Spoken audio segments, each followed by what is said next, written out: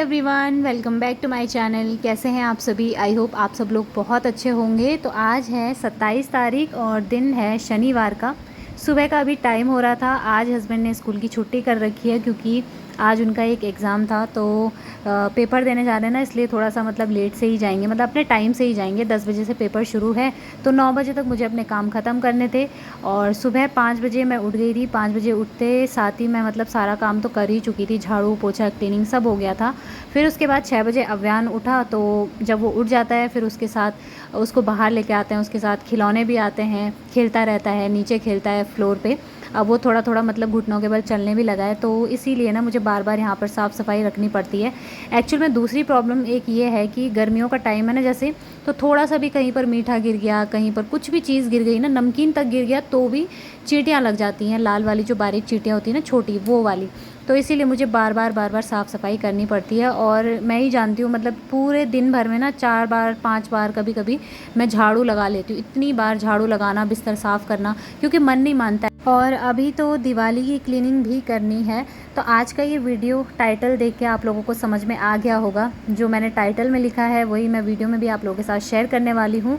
तो फ्रेंड्स, जैसा कि आप सभी लोग जानते हैं, दीपावली इस बार बहुत ही जल्दी आने वाली है, तो टाइम कम ही रहता है। मतलब जो लोग सोचते हैं ना कि दीपावली आने से एक हफ़्ता पहले, या कई लोग तो ये भी सोचते हैं कि 1-2 दिन पहले ही हम लोग साफ़ सफाई कर देंगे, तो उतना हो नहीं पाता है। क्योंकि मैं भी पहले यही सोचती थी कि अरे यार चलो दीपावली आने के ना 2 या 4 दिन पहले ही हम लोग साफ़ सफाई में लगेंगे तो पूरी साफ़ सफाई हो जाएगी। बट नहीं होता है ऐसा, क्योंकि उस टाइम पर देखो, जो घर को गंदा करने में, कूड़ा कबाड़ फैलाने में साल भर लग गया है, पूरे साल भर की चीज़ें जिस घर में जमा है, क्या वो चीज़ें निकालने में आपको सिर्फ 2 या 1-2 दिन पहले निकाल लोगे क्या वो चीज़ें? ऐसा नहीं हो पाता है। केवल 1-2 दिन पहले हम वो चीज़ें नहीं कर पाएंगे। तो अगर आप लोग भी दिवाली की क्लीनिंग बिना थके फटाफट से करना चाहते हो, उसके लिए आपको कुछ टिप्स देती हूँ। पहली ये है कि आपको किचन से शुरुआत करनी चाहिए। किचन की क्लीनिंग सबसे पहले करो, क्योंकि किचन का अगर एक बार काम निपटा रहता है ना, तो वहाँ से ऐसा होता है कि अगर हमें रूम की क्लीनिंग करनी है या कहीं की भी करनी है, तो खाना बनाने के लिए मतलब एक खुला स्पेस मिल जाएगा। वरना क्या होता है ना, अगर सारा एक साथ फैला के बैठ जाओ तो ना बनता है खाना और ना होती है साफ़ सफाई। तो आधा आधा करके, एक एक करके हर दिन मतलब थोड़ा थोड़ा करके साफ़ करो। जैसे मेरा किचन है, छोटा है, तो एक दिन में पूरा मतलब हो ही गया था। 3 घंटे लगे, लेकिन यह है कि क्लीन हो गया था बहुत अच्छे से। तो किचन का जैसे मैंने कर लिया है ना, उसके बाद ये वाला रूम जो किचन के अंदर की साइड है, इस वाले रूम का ना हमने एक दिन दोनों ने मिलके कर लिया था, हस्बैंड ने और मैंने। सबसे ज़्यादा मेहनत मतलब इनकी ही थी। तो वो वाला रूम भी क्लीन हो गया है। अभी दूसरा बचता है, एक अंदर वाला रूम, तो वो करना है, और एक बीच वाला है वो करना है। तो इस तरीके से ना धीरे धीरे करके एक एक दिन करके साफ़ करना सबसे बेस्ट रहता है। बाहर वाले रूम में तो खैर ऐसा है कि कोई भी ऐसे डेकोरेटिव आइटम्स नहीं हैं जिन्हें निकालने में, साफ़ करने में मुझे ज़्यादा टाइम लग जाए। लेकिन फिर भी यहाँ पर दूसरी टिप मेरी यही रहेगी कि अगर आपके घर में बहुत ज़्यादा डेकोरेटिव आइटम्स हैं तो कोशिश करिए उन्हें कम से कम रखने की। क्योंकि मैंने बहुत सारे घर देखे हैं जहाँ पे इतने सारी चीज़ें रहती है, कुछ वॉल पे रहती है, कुछ टेबल में रहती है, कुछ मतलब नीचे फ्लोर तक पे रहती है। तो कोशिश यही करनी चाहिए, घर को जितना हो सके कम से कम मतलब ऐसा रखिए कि जितना कम हो सके सजावट का सामान उतना कम रखिए। तो अगर आपके घर में वैसे अगर ज़्यादा है तो फिर उसके लिए सिर्फ यही है कि धीरे धीरे करके आप उसको क्लीन कर दीजिए। एक दिन निकाल कर स्पेशली वो सारे डेकोरेटिव जितने भी आइटम्स हैं उनका धूल साफ़ करिए, या धो सकते हैं तो उन्हें धो डालिए। तो ऐसा करने से ना एक दिन ऐसे ही निकल जाएगा। फिर दूसरे दिन आपको क्या करना है कि जाले वगैरह साफ़ कर लिए, या पूरे घर के ही जाले साफ़ कर लिए। वैसे भी नॉर्मल हम लोग झाड़ू तो लगाते ही रहते हैं, तो उसी दौरान अगर जाले भी साफ़ कर दिए तो ये एक काम आसान हो जाता है। या फ़ैन साफ़ कर दिया तो एक दिन आपका इसमें भी निकल जाएगा। फिर तीसरे दिन में आप लोग ये कर सकते हैं कि सब कुछ साफ़ कर लिया। अब आपको जो मतलब ऐसे एरिया हैं जैसे कुछ वुडन का होता है तो उसको स्पेशली ऑयल से साफ़ किया जाता है, या कुछ और ही आपके पास अगर वुडन को क्लीन करने के लिए है क्लीनर तो उससे साफ़ कर लिया। तो ऐसे करके ना मतलब कम से कम 20-25 दिन तो होंगे ही दीपावली के लिए। तब तक हमारे घर की ना काफ़ी हद तक बहुत अच्छे से साफ़ सफाई हो जाएगी, क्योंकि मोस्टली जो चीज़ें होंगी ना वो क्लीन हो चुकी होंगी तब तक। और केवल झाड़ू पोछा नॉर्मल डेज़ में होता ही रहता है, तो वो भी हो जाएगा। तो इस तरीके से ना आपको ज़्यादा आफत भी नहीं आएगी, और बिल्कुल भी मतलब थकावट भी नहीं होगी, और ना ही तो एक साथ ही पूरा घर फैलेगा।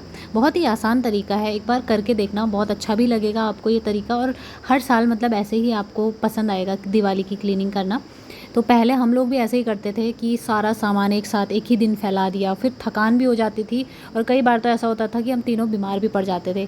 केवल हम तीनों ही थे, मम्मी पापा और मैं थी, मतलब मेरा भाई तो बहुत छोटा था तो वो तो करता नहीं था कुछ भी काम। तो हम तीनों ही मतलब एक साथ लगे रहते थे साफ़ सफाई में, और कभी ना कभी मतलब हमेशा ऐसा होता था कि कुछ ना कुछ बीमार हो ही जाता था कोई ना कोई एक आदमी, क्योंकि पूरा का पूरा घर साफ़ करना, गंदगी निकालना बहुत बहुत टफ़ हो जाता है उस टाइम पर। और अगर 20-25 दिन पहले ही कर रहे हो ना तो थोड़ा ये भी रहेगा कि चलो कोई बात नहीं, अगर तो हेल्थ ख़राब हो भी जाती है तो 20-25 दिन है, ऐसा नहीं है कि दीपावली के दिन एंजॉय नहीं कर पाओगे। तो हम हाउस वाइफ़ का क्या रहता है ना, हम लोग मतलब इसी चक्कर में उलझे रहते हैं कि घर को साफ़ करना है, ये करना है, वो करना है, दिवाली की क्लीनिंग करनी है। इसे एक अलग ही नाम दिया हुआ है कि बस दिवाली की सफाई करनी है ना। हम लोग मतलब ये नहीं सोचते कि उस टाइम पर हमें खुद भी तो एंजॉय करना चाहिए। तो जो भी चीज़ें हैं ना उनको पहले ही अगर निपटा के रख दिया तो ऐसा रहेगा कि मतलब ठीक ठाक है।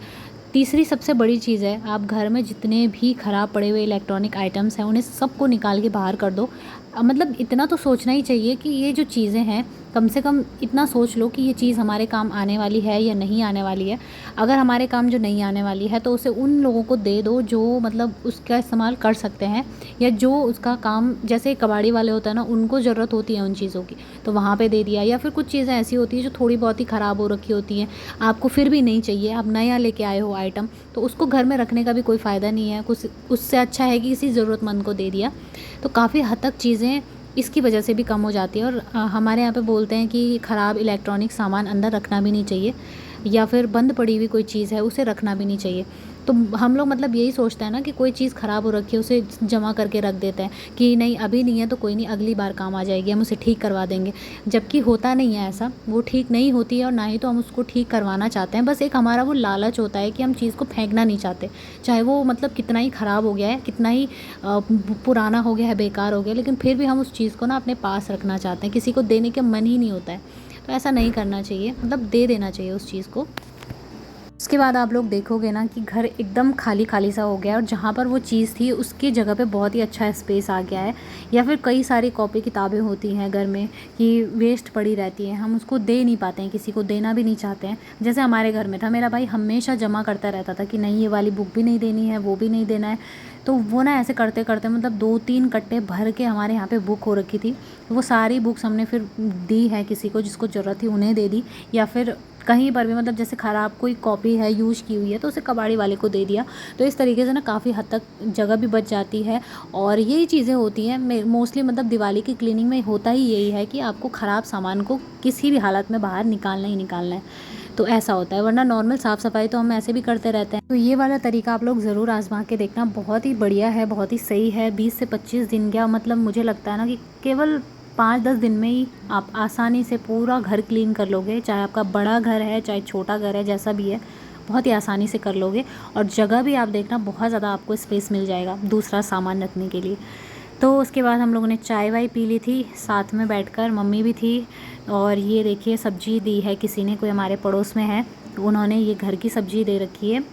अब उसके बाद जो है मैंने सीधे रात के टाइम का व्लॉग शूट किया है, क्योंकि दिन भर में फिर थकान भी हो जाती है और अभियान भी उठा रहता है, तो फिर उसके साथ भी पूरा दिन ऐसे ही निकल जाता है। तो अभी शाम का टाइम था, दोपहर के जो मैंने मतलब सुबह में जो कपड़े धोए थे वो सारे दोपहर को लेके आ गई थी मैं अंदर, फ़ोल्ड करके मैंने रखा नहीं था, यहीं पे सोफ़े में फैले हुए थे। तो ये शाम का टाइम ही रहता है जहाँ पर मैं कर लेती हूँ ये काम। फिर उसके बाद यहाँ पर शाम की जो चाय है वो पी गई, और चाय वाय पीने के बाद से ही फिर मैं अपने काम में लग गई थी। मतलब रात का जो रूटीन रहता है फिर वो शुरू हो जाता है। और गर्मी भी हमारे यहाँ पे बहुत ज़्यादा हो गई है, हद पार हो गई है, इतनी ज़्यादा गर्मी हो रही है। मतलब इस बार ऐसा लग रहा है ना कि ठंड आने का नाम ही नहीं ले रही है। पहाड़ों में तो वैसे कितनी जल्दी ठंडा हो जाता था, लेकिन इस बार ठंड बिल्कुल भी नहीं हो रही है। केवल सुबह के टाइम पे हल्का हल्का सा जैसे बाहर घूमो तब लगता है कि थोड़ा सा ठंडा हो रहा है, बाकी सुबह जैसे 7 बजते ही ना इतनी तेज़ गर्मी होने लगती है, बहुत ही ज़्यादा।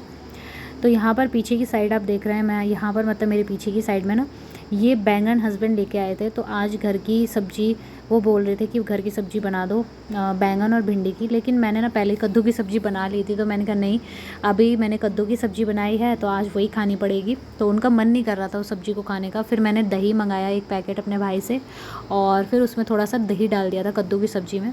तो वो ना थोड़ा खट्टी खट्टी सी सब्ज़ी हो रही थी, फिर उन्होंने खाई थी। तो ये ना मतलब खट्टे के बहुत ज़्यादा शौकीन है, खट्टे मीठे के।